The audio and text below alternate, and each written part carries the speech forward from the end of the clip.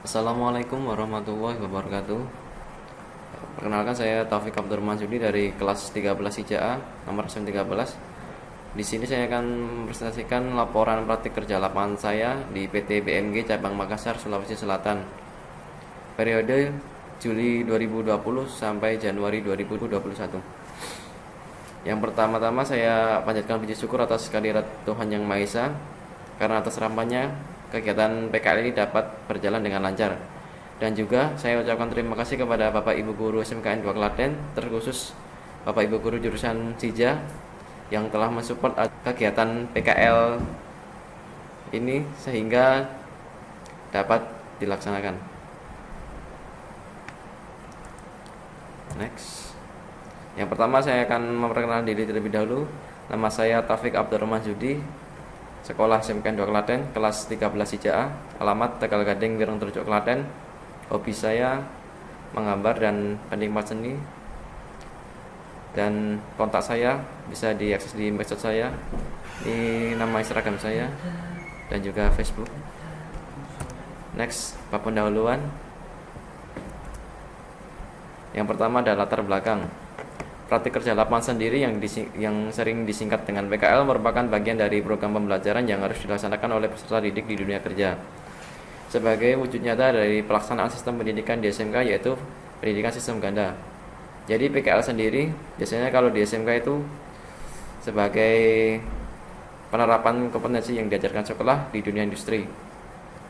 Praktik kerja lapangan juga dilaksanakan oleh siswa sebagai salah satu syarat kelulusan siswa. Karena dalam mengikuti praktik kerja lapangan ini secara tidak langsung siswa dapat dorongan dan motivasi serta meningkatkan rasa keyakinan pada diri sendiri untuk selalu belajar, bekerja keras, dan dengan dasar disiplin yang kuat, sehingga menjadikan siswa yang siap terjun ke dunia kerja secara profesional dan handal. Next, dasar hukum PKL. Untuk dasar hukum PKL dapat dibaca di bawah ini.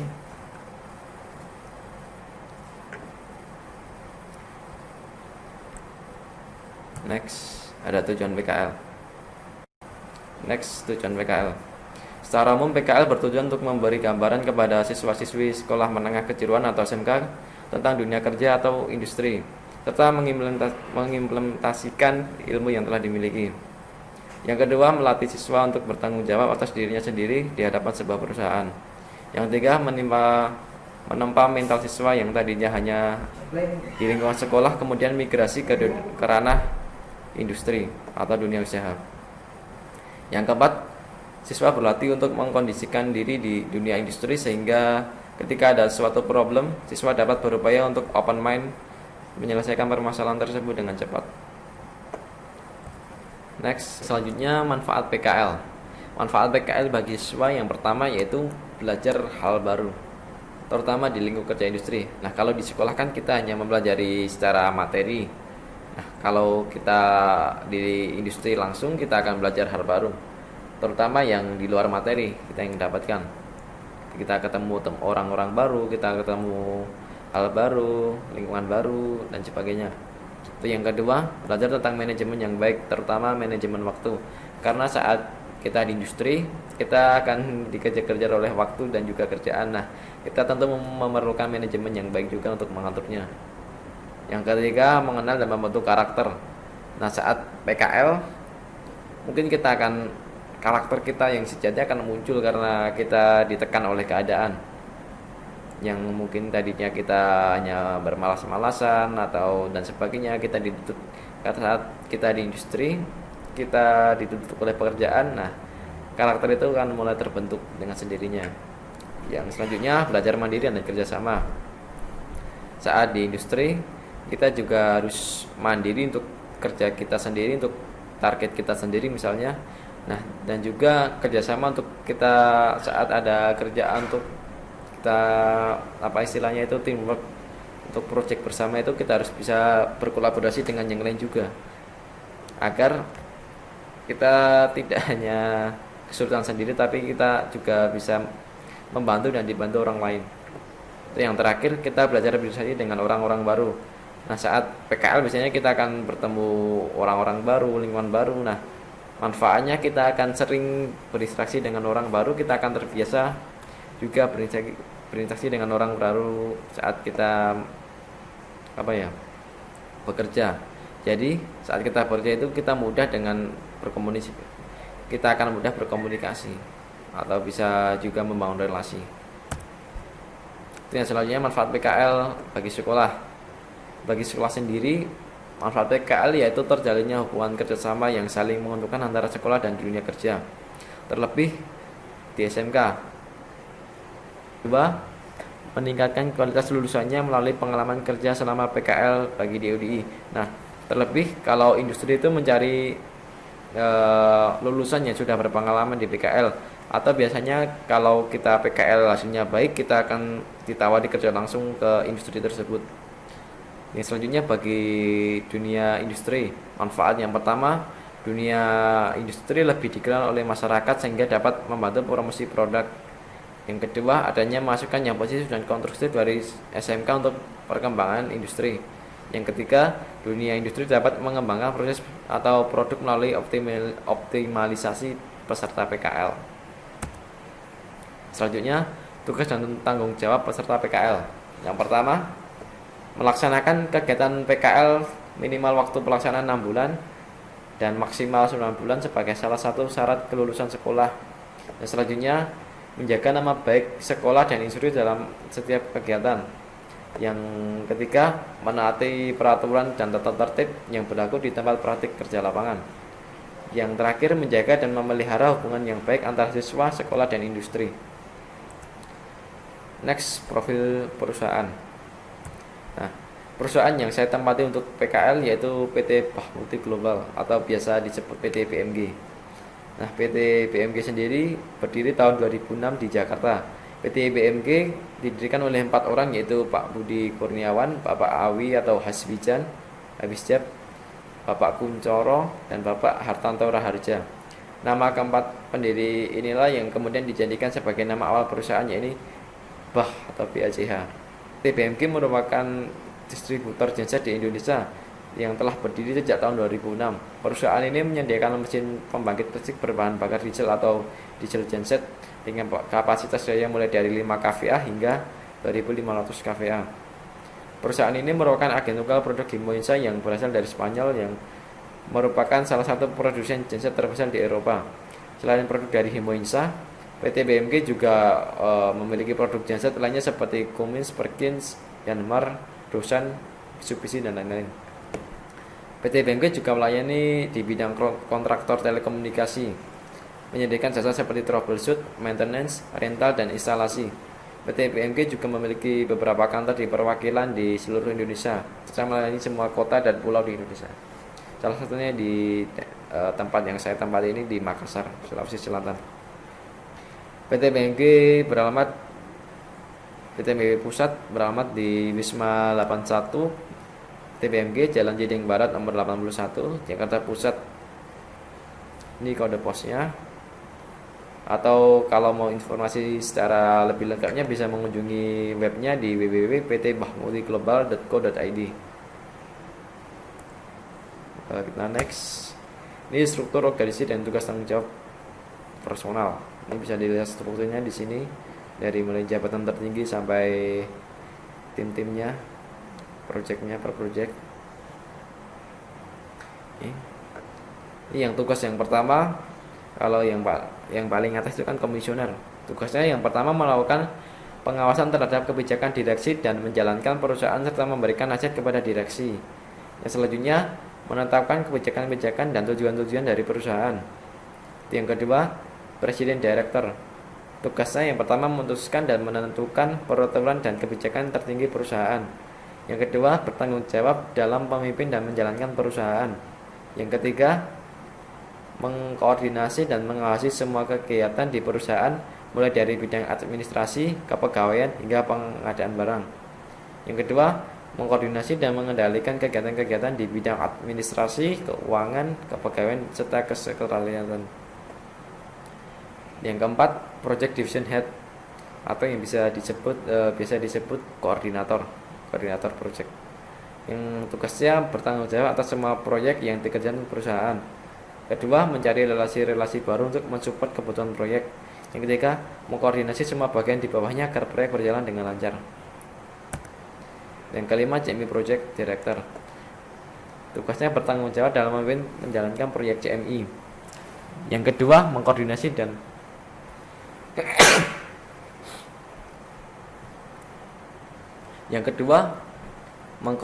dan memberi instruksi kepada CMI tim untuk melaksanakan proyek. Yang ketiga, mengawasi kinerja tim di bawahnya untuk memastikan semua proyek berjalan lancar.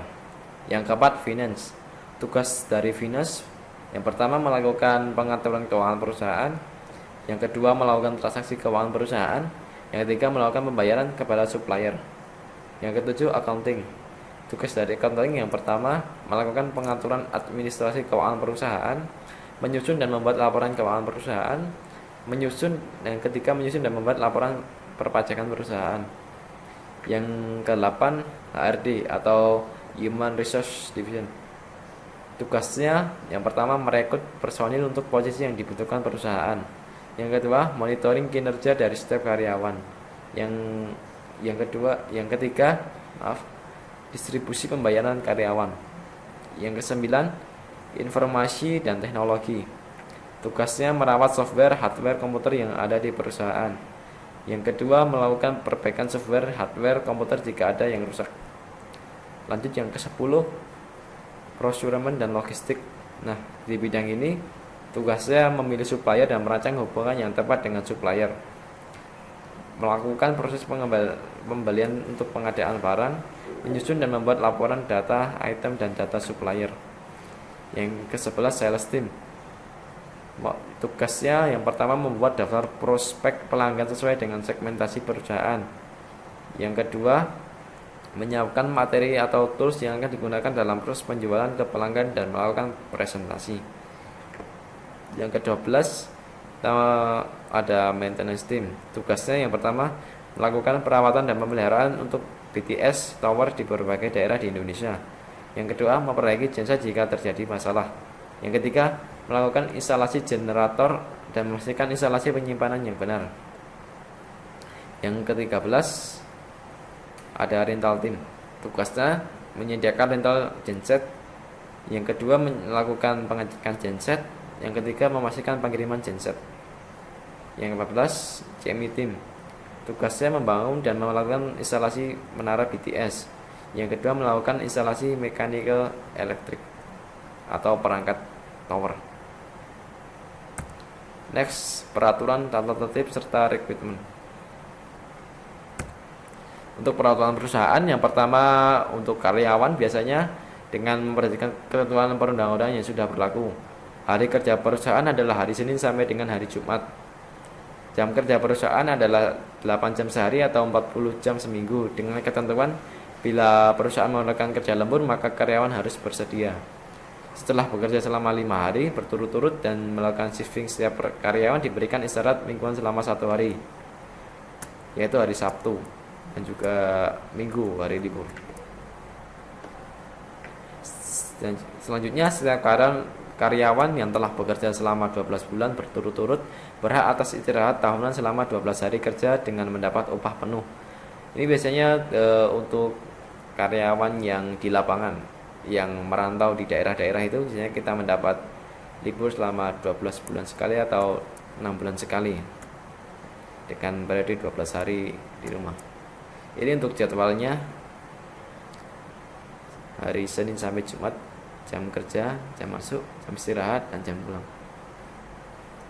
Dan next, tata tertib perusahaan. Yang pertama, setiap karyawan wajib melakukan absensi di mesin absen pada waktu masuk atau pulang kerja. Yang kedua, setiap karyawan wajib melaksanakan tugas yang telah diberikan oleh perusahaan. Yang ketiga, setiap karyawan wajib berpakaian sopan dan rapi serta menaati ketentuan pakaian yang telah dibuat. Yang keempat, setiap karyawan diwajibkan menjaga nama baik perusahaan, baik selama berada di perusahaan atau ketika berada di luar perusahaan. Yang keempat, setiap karyawan tidak diperkenankan menggunakan nama perusahaan untuk transaksi atau surat-surat pribadi. Yang terakhir, setiap karyawan wajib menjaga kebersihan lingkungan kerja masing-masing. Nah, ini untuk jadwal pakaian selama hari kerja. Nah, untuk jadwal ini biasanya berlaku untuk yang kerja di kantor atau admin. Kalau untuk pekerja lapangan biasanya kita berpakaian sesuai kebutuhan kita. Next, kesehatan dan keselamatan kerja. Yang pertama, setiap karyawan wajib menjaga kebersihan dan mengatur kerapian tempat kerja masing-masing. Nah, kalau untuk di saya, kalau pekerja lapangan, biasanya itu bisa membersihkan saya dulu kalau kotor, kita mencabuti rumput atau menyapunya, agar kalau kita kerja nanti juga enak. Yang kedua, setiap karyawan wajib menjaga keselamatan dirinya dan karyawan lainnya serta wajib memakai alat-alat keselamatan kerja yang telah disediakan. Contohnya kalau saya ingin memanjat tower, itu juga harus lengkap alat keselamatannya seperti kita memakai helm atau body harness dan juga yang lainnya. Yang selanjutnya, setiap karyawan harus mematuhi ketentuan mengenai keselamatan kerja dan perlindungan kerja yang berlaku. Yang keempat, apabila karyawan menemui hal-hal yang dapat membahayakan keselamatan karyawan dan perusahaan, karyawan harus segera melapor kepada atasannya. Yang terakhir, setiap karyawan wajib memelihara alat-alat dan atau perlengkapan kerja dengan baik dan teliti. Untuk bab rekrutmen selanjutnya. Untuk rekrutmen atau penerimaan karyawan baru di perusahaan disesuaikan dengan kebutuhan perusahaan. Untuk dapat diterima menjadi seorang karyawan, calon karyawan harus memenuhi syarat-syarat yang telah ditentukan oleh perusahaan. Setiap calon karyawan wajib mengikuti tes atau ujian yang telah diselenggarakan oleh perusahaan. Calon karyawan yang telah memenuhi persyaratan dan lulus ujian atau tes yang diselenggarakan oleh perusahaan dapat diterima sebagai karyawan dengan masa percobaan atau training paling lama selama 3 bulan. Adanya masa percobaan atau training harus diberitahukan kepada calon karyawan yang bersangkutan secara tertulis atau oleh perusahaan. Selama masa percobaan atau training, masing-masing pihak dapat memutuskan kerja setiap saat tanpa syarat. Yang terakhir, calon karyawan yang telah menyelesaikan masa training selama 3 bulan dengan baik dapat diangkat menjadi karyawan tetap sesuai dengan jabatan yang telah ditetapkan oleh perusahaan. Nah, kalau untuk lulusan SMK 2 Klaten biasanya setiap tahun itu PT BMG mengambil beberapa orang untuk PKL di PT BMG. Ada yang didapatkan di Makassar dan juga di Jabodetabek dan juga menjadi admin. Nah, ini tentu sangat menguntungkan bagi lulusan SMK 2 Klaten karena PT BMG sangat welcome sekali dengan SMK 2 Klaten.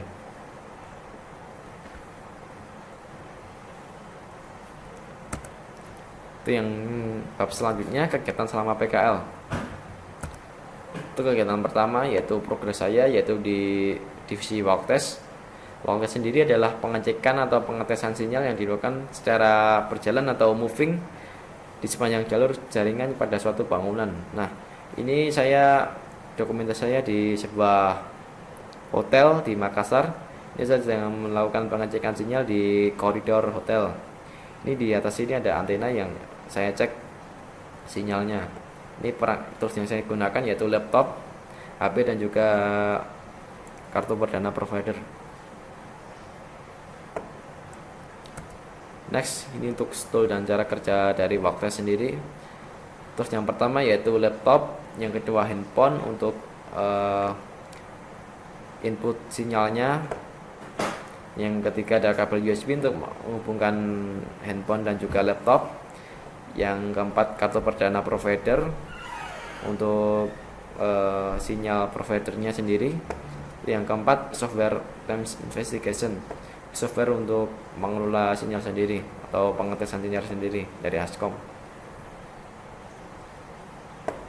Dan cara kerja walk test sendiri adalah menggunakan handphone sebagai inputan sinyalnya, yang sinyal itu berasal dari antena gedung, lalu sinyal itu masuk melalui handphone lalu terhubung ke aplikasi Times Investigation ini. Nah, melalui aplikasi ini sinyal akan terekod atau terekam dalam aplikasi dan nanti hasil akhirnya berbentuk sebuah file atau data dari sinyal-sinyal tersebut. Next, ini kegiatan saya yang kedua yaitu service atau maintenance genset. Maintenance genset secara berkala setiap bulan, atau biasanya maintenance ini dilakukan berkala pada genset yang terpasang di tempat yang sudah bekerja sama dengan PT BMG. Kegiatannya antara lain yaitu mengganti oli, pengecekan spare part, dan juga pembersihan genset. Kegiatan yang kedua yaitu servis.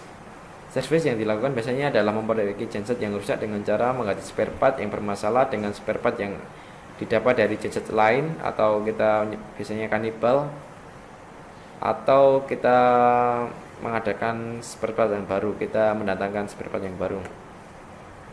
Untuk selanjutnya ada troubleshoot. Nah, troubleshoot ini biasa dilakukan ketika genset tiba-tiba bermasalah saat digunakan, atau biasanya saat genset itu sedang running lalu bermasalah. Nah, kita datang untuk memperbaikinya atau troubleshoot. Ini dokumentasinya saat maintenance genset. Ini saya sedang mencopot filter oli juga. Ini saat saya membersihkan genset. Next, kesesuaian kompetensi yang diajarkan sekolah. Nah, ini menurut saya presentasi yang diajarkan sekolah yang sesuai di perusahaan adalah 30%. Terutamanya yang paling banyak adalah, kalau untuk jurusan saya, banyakkan materi tentang internet dan juga perangkat jaringan. Untuk yang kontekstualnya, saya banyak belajar di sekolah itu tentang kedisiplinan juga proses belajar. Nah, di industri kedua hal ini sangat penting sekali, disiplinan. Kita dituntut untuk disiplin dalam segala hal kalau untuk di industri, mulai dari kegiatan sehari-hari dan juga saat kerja di lapangan. Nah, untuk proses belajar sendiri, kita setiap hari juga dituntut untuk belajar tentang kerja di industri agar kita dapat menguasainya dan kita juga dapat bekerja sendiri nantinya. Next, kesimpulan dan saran. Nah, kesimpulannya, kegiatan PKL sangat berguna bagi siswa agar memiliki pengalaman di industri dan juga menerapkan kompetensi yang didapat sewaktu di sekolah. PKL juga berpeluang menjadi pintu memasuki dunia kerja bagi siswa dan bahkan lebih dari itu. PKL juga kalau untuk siswa yang tidak berminat kerja, PKL menjadi pengalaman yang sangat berharga juga ketika kita di industri. Pengalaman-pengalaman itu hanya kita dapatkan di industri. Misalnya kalau kita kerja di lapangan, bertemu orang-orang yang baru, nah itu pengalaman yang sangat berharga. Yang selanjutnya, kegiatan PKL juga bisa mempererat hubungan kerjasama industri dan sekolah. Untuk selanjutnya saran, ini saran untuk sekolah dari saya, semakin memperbanyak kerjasama dengan dunia industri agar siswa mudah dalam menentukan PKL. Yang kedua, mengurangi beban tugas saat PKL. Tugas seakan hanya menjadi pemenuhan kewajiban kepada guru, bukan menjadi media pembelajaran lagi. Karena mungkin ada beberapa siswa yang sudah sibuk dengan pekerjaannya di tempat PKL dan tidak fokus lagi saat mengerjakan tugas dari sekolah. Nah, banyak teman-teman saya yang mengeluh karena mungkin sibuk di kerjaannya, karena siang mungkin kerjanya sedang padat sekali dan malamnya harus mengerjakan tugas dari sekolah. Itu. Selanjutnya, saran untuk adik kelas. Yang pertama, sebaiknya adik kelas lebih meningkatkan keterampilan soft skill seperti belajar bekerja sama, kepemimpinan, sopan santun, cara berkomunikasi, mengelola emosi, dan lain-lain. Karena di dunia industri, siswa tidak hanya dituntut untuk mengerjakan hal yang berkaitan dengan pelajaran sekolah saja, tetapi dalam kegiatan sosial dan juga masyarakat. Terutama kalau untuk yang berencana mengambil PKL di lapangan, hal ini sangat penting sekali dipelajari. Yang selanjutnya, mempersiapkan tempat praktik kerja lapangan yang akan dituju dengan sebaik-baiknya, agar pada saat kelas 13 tidak mengalami kesulitan dalam mencari tempat PKL. Nah, ini bisa berupa kalau kalian atau kalau kita ingin PKL sesuai passion kita, mungkin ada yang passionnya di desain atau yang lainnya. Nah, kita bisa dipersiapkan terlebih dahulu agar nantinya kita tidak tergesa-gesa. Itu yang selanjutnya. meningkatkan rasa percaya diri dan mental, selalu aktif dan komunikatif terhadap orang lain sewaktu di dunia industri. Jadi di dunia industri itu kita harus aktif. Kalau tidak aktif kita akan ketinggalan dengan sendirinya. Karena kita itu dituntut untuk belajar, bukan kita sama seperti di sekolah lagi. Kita belajar sendiri kalau di dunia industri. Jadi kalau kita tidak memulainya, kita tidak akan mendapatkannya juga.